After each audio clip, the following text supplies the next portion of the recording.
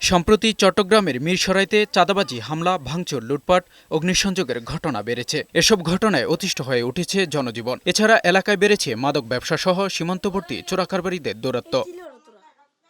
গত ২৮ ফেব্রুয়ারি শুক্রবার জোড়াগঞ্জ ইউনিয়নের খিলমুরারি গ্রামে রাতভর হামলা, গোলাগুলি, ভাঙচুর, লুটপাট চালায় একদল সন্ত্রাসী। এ সময় একজনের পায়ের রগ কেটে দেয় সন্ত্রাসীরা। এলাকাবাসী বলছে, স্থানীয় বিএনপির পরিচয়ে তৃণমূলের কিছু নেতাকর্মী আধিপত্য বিস্তার করতে এ ধরনের সংঘর্ষে লিপ্ত হচ্ছে।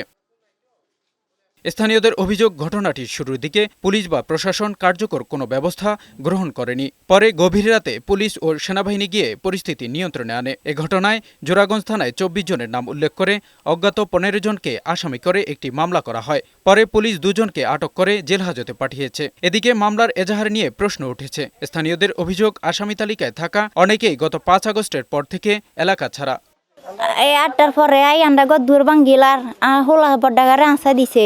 তারপরে দুয়ার ভাঙ্গের যাই জিনিস যা আছে বেগেন ভাঙ্গিয়ে লাইছে। হকিস টেকার আনছে, লাঠি আনছে, কিরিস আনছে, বড়গুলা ছোটগুলা যা নিয়ে আসে সব নিয়ে দরজারে ভাঙ্গি ঢুকে গেছে। এবার দম্বা সিটিশন করে চুর চুর চুর বাজিরে দুয়ার নাই, আর মালসা মারা ব্যাগ নাই, আর বড্ডাগার কিছু নাই। ২০০ মানুষ লই আয় যা হামলা করে, দুয়ারের অবস্থা তো দেখ। আইন শৃঙ্খলা পরিস্থিতি স্বাভাবিক না হলে প্রাণহানির মতো ঘটনা ঘটতে পারে বলে আশঙ্কা করছে স্থানীয়রা।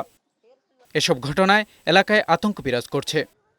এ বিষয়ে কথা বলতে জোড়াগঞ্জ থানায় গেলে ভারপ্রাপ্ত কর্মকর্তা ক্যামেরার সামনে কথা বলতে রাজি হননি। পরবর্তীতে তাকে মুঠোফোনে বারবার যোগাযোগের চেষ্টা করা হলেও তিনি ফোন রিসিভ করেননি। দ্রুত দোষীদের আইনের আওতায় এনে এলাকায় আইন শৃঙ্খলা পরিস্থিতি উন্নতির দাবি জানিয়েছেন স্থানীয়রা। এমজে জুয়েল, বৈশাখী সংবাদ।